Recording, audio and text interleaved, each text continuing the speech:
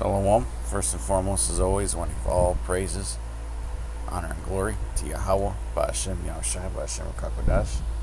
I want to give double honors to my apostles at Great Millstone, who taught me his truth and rule well, and sincere shalom to elect out there, teaching his truth in all honesty and sincerity in these last days. Okay, now this is an economy update. The U.S. dollar, well, I'm just going to say this. It's not looking good for the United States right now. Okay? Well, the scriptures say that pride goeth before destruction and a haughty spirit before a fall. See, if America wasn't such a proud and oppressive nation, okay, then they wouldn't be going through a lot of this bullshit that they're going through, man. I'm talking about in the financial sector. You have financial technology growing by leaps and bounds, posing a challenge to the dollar, okay?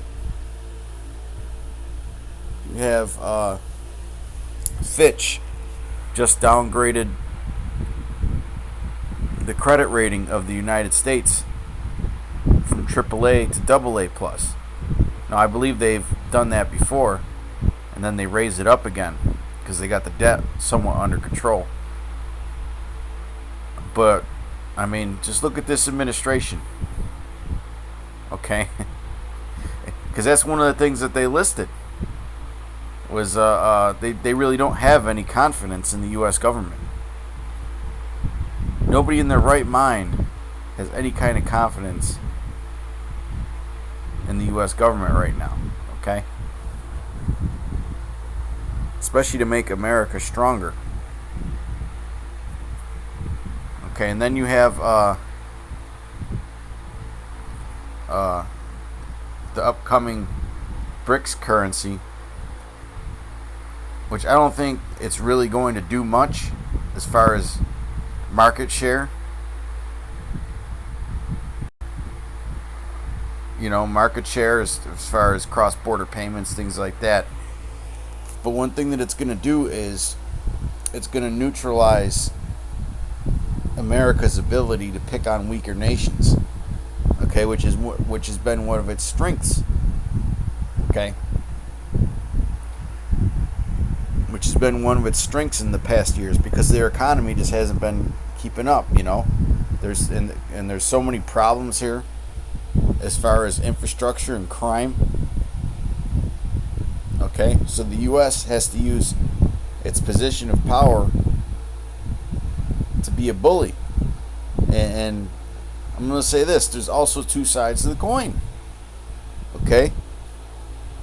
The United States has a lot of deals with a lot of these nations that are in Brics. Okay, they have a lot of trade agreements. They have a lot of cooperation. But these weaker nations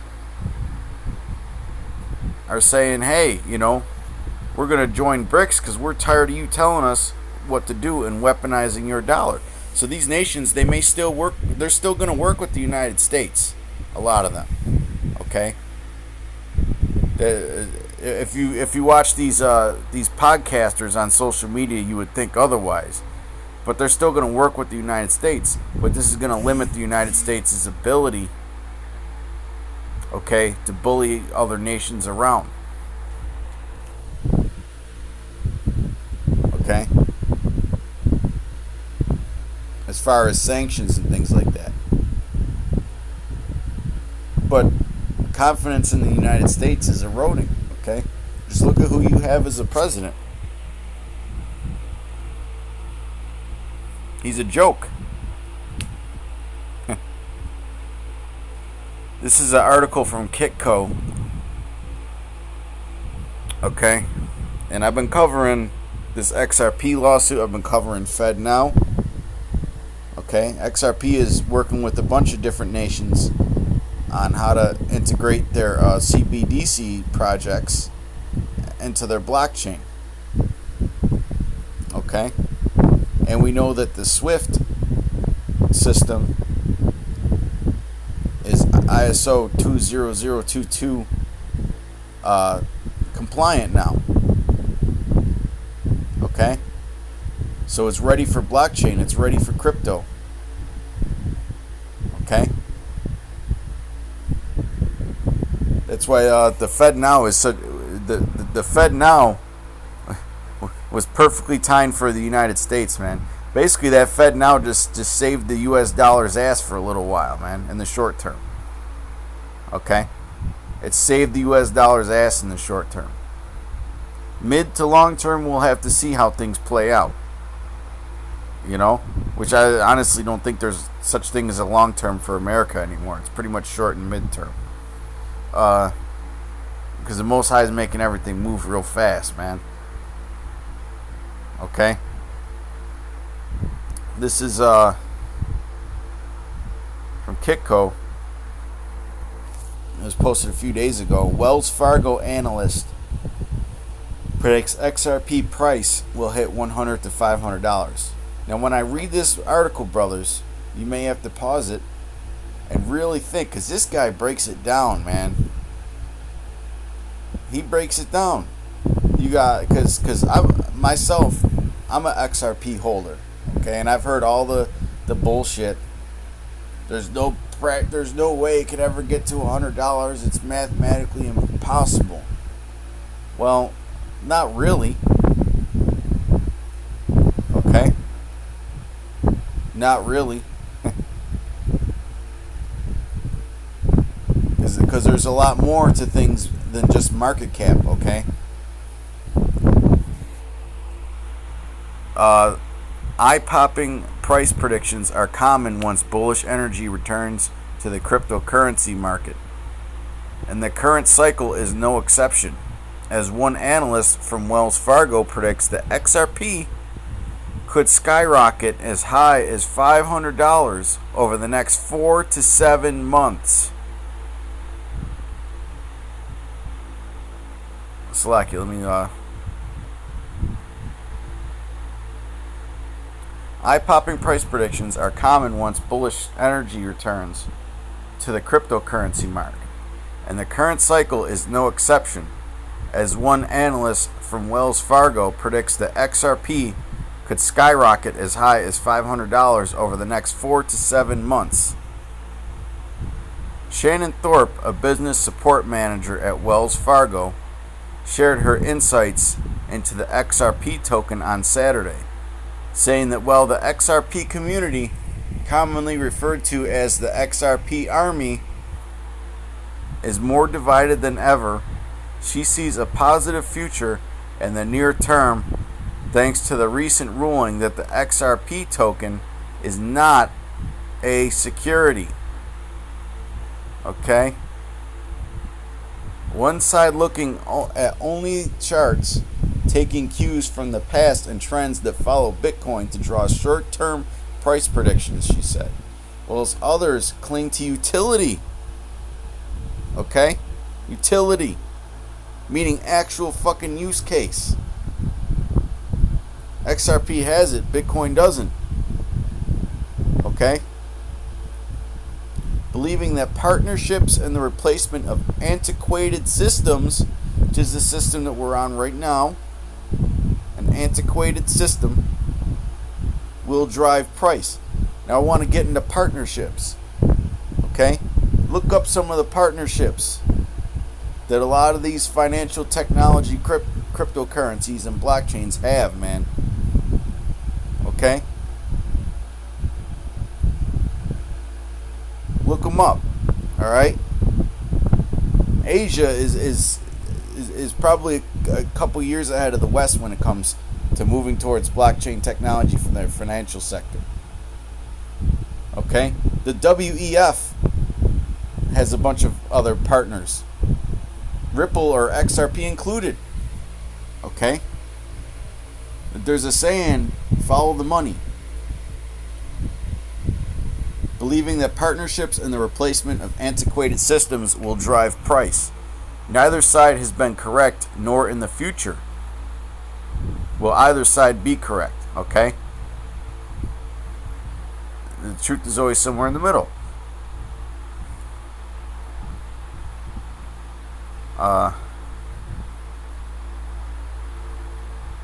Speaking directly about the XRP ruling, we're going to go through some fluff. Well, he's going to break it down in a second. Thorpe said, why would we continue to pretend it is and make price predictions based on securities in the crypto space? This logic seems counterintuitive. Many analysts have given XRP a price target ranging from $1 to $10, but Thorpe suggested that the token's price would need to be significantly higher if it hopes to compete with systems like the Society for Worldwide Interbank Financial Telecommunication, or SWIFT, which is the platform that most global transactions and trade between countries is done on. Okay. SWIFT handles about 44.8 million messages a day. These are just messages, not settlements, and only half of what XRP can do, she said. Now let's say that the dollar value for SWIFT is $7 trillion a day. If Ripple, through its 10 years of innovation and partnerships, were only able to grab 30% of SWIFT's value, that would be 2.1 trillion in daily value, approximately 13.2 million messages. If you set a range for XRP, say $1 to $5, you are ultimately saying that if one company owned all the XRP, yes, all 100 billion, they would have a liquidity strength from 100 billion to 500 billion, she said. This liquidity strength does not account for any growth in the economy, the action of messaging and settling, nor the 24/7, 365 benefits we receive using XRP. Okay?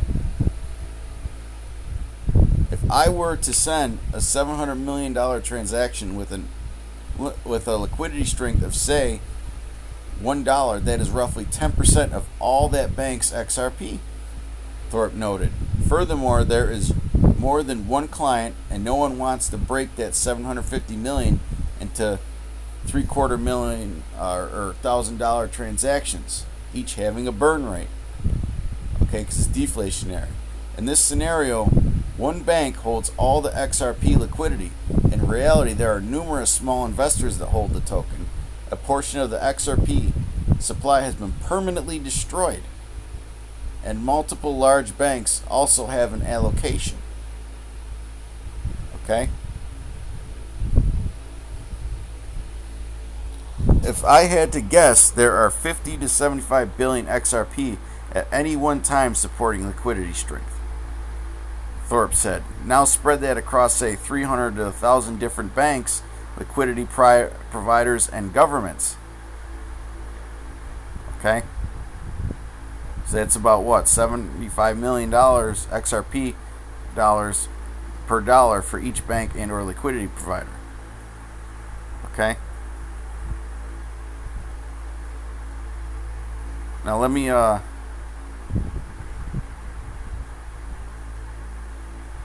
get down to the meat and potatoes, man.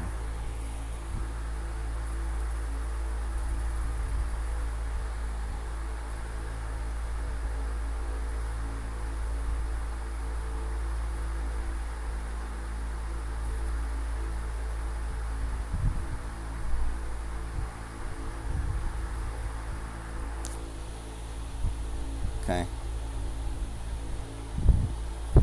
One given liquidity strength is roughly $75 million per bank, and JP Morgan being a top tier bank moving more than $8 trillion a day, right? So imagine if they adopt it. And say, due to service overlaps with SWIFT and the assumption that Ripple only captured 10% of that market, equaling 800 billion, so 10% of 8 trillion is 800 billion, right? Now remember, there's only 75 billion XRP out there. $1 is not enough to move that kind of money, but that should go without saying. Okay, so this is beyond just trading on an exchange. Okay, when this actually gets used in real world case, okay, the value is going to explode. Okay, and if you think that that's not going to make investors open their eyes to what's going on with the US dollar, then I don't know what to tell you. Okay? This is just cross-border transactions, not derivatives, real estate, CBDC, to include but not limited to foreign countries, banks and projects, technical parallels, and NFTs.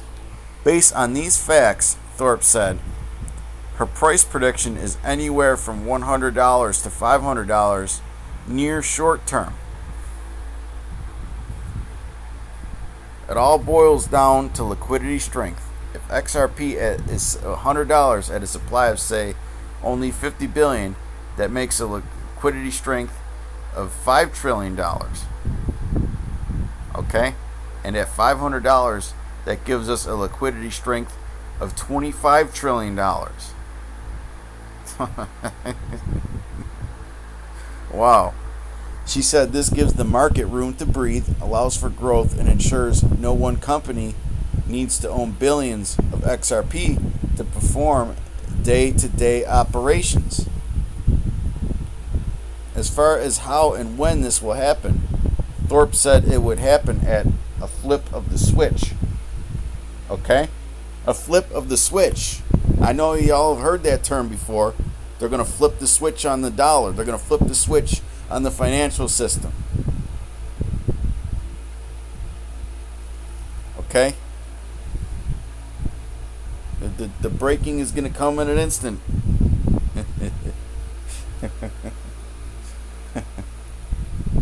Okay?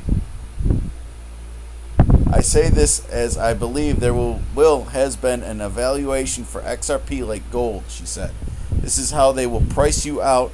This is what I believe Rosie Rios meant when she stated the train has left the station, and this is how the governments control the next world of finance. So out with the old, in with the new. Okay, moving towards the blockchain technology. And then when everybody's on it, okay, what can they do? They could force the MOTB.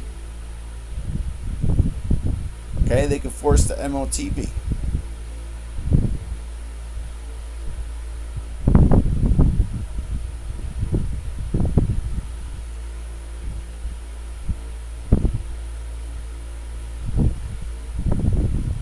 Alright, so if this happens, man, it's not going to be good for the US dollar. Okay, because one of the things that the dollar's been missing this whole time has been competition.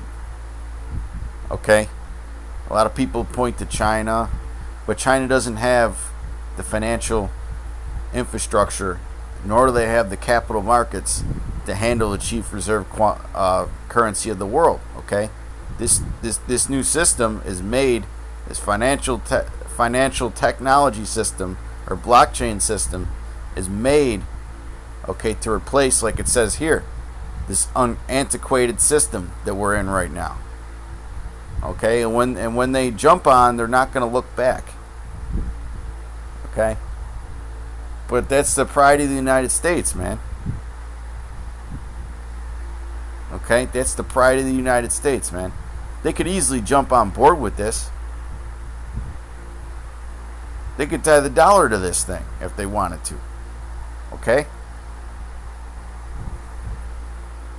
The Robert Kennedy guy who's running for president said that he wants to tie Bitcoin to the dollar, man. He's an idiot. Okay?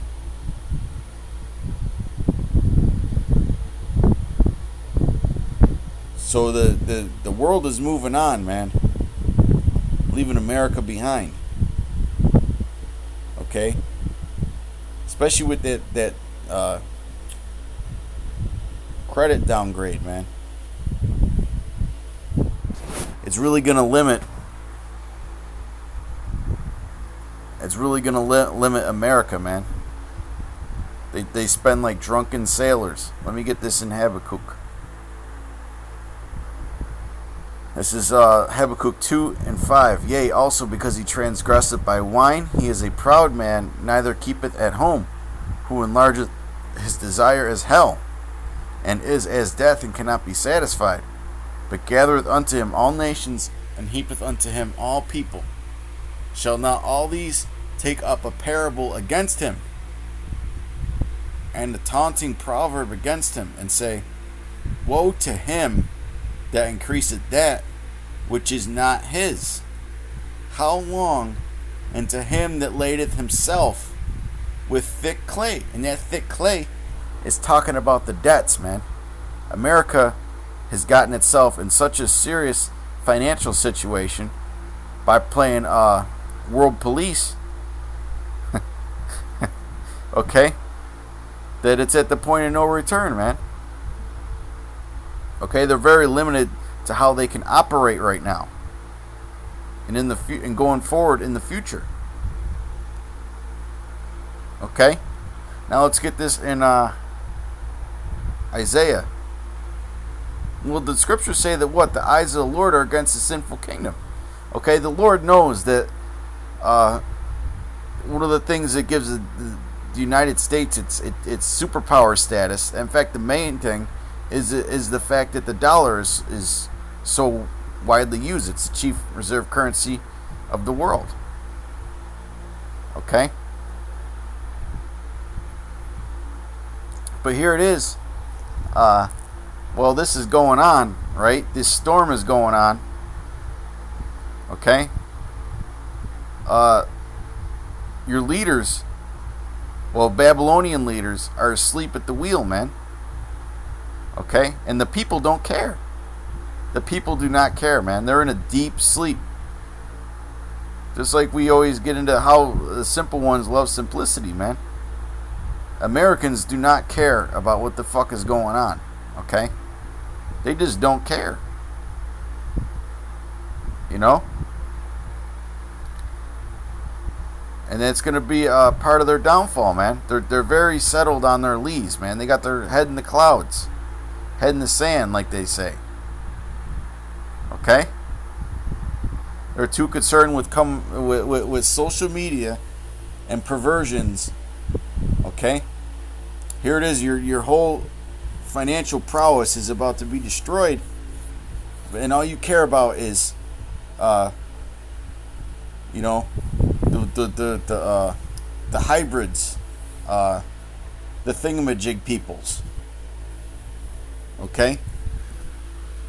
The thingamajig peoples, man.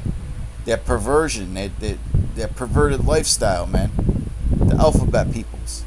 This is Isaiah 19 and 14. The Lord hath mingled a perverse spirit in the midst thereof.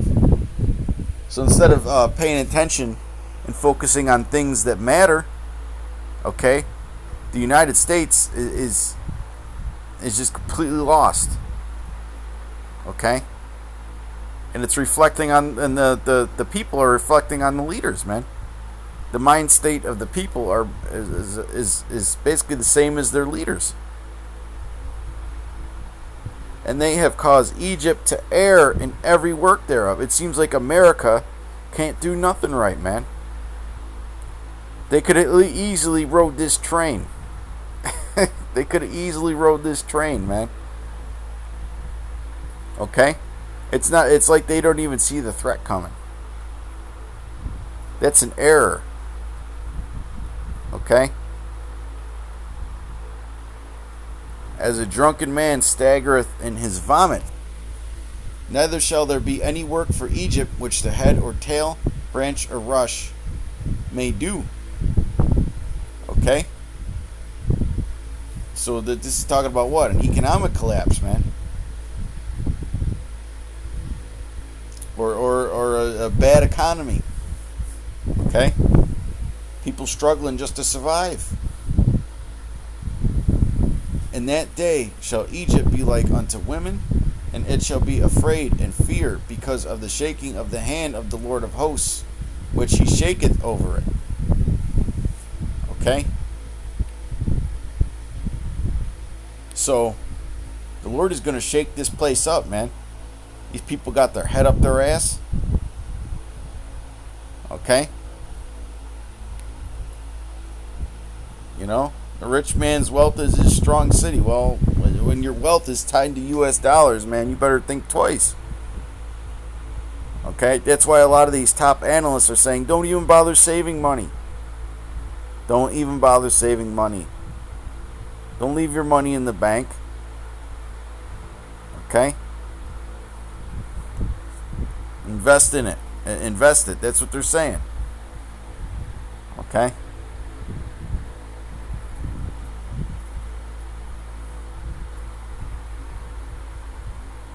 Yeah, the Lord is going to tear this place up, man. Okay? The keepers of the house, the scriptures talk about that.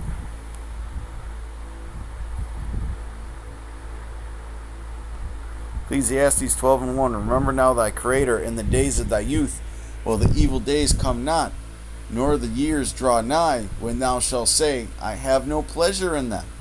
While the sun or the light or the moon or the stars be not darkened, nor the clouds return after the rain. And the day when the keepers of the house shall tremble. Okay? And they're not really trembling. They're not really trembling, man, and they should be. Okay? And the strong men shall bow themselves, and the grinders cease because they are few, and those that look out of the windows be darkened. So America is about to be totally unprepared for this, man. They're going to be totally unprepared for this. Okay?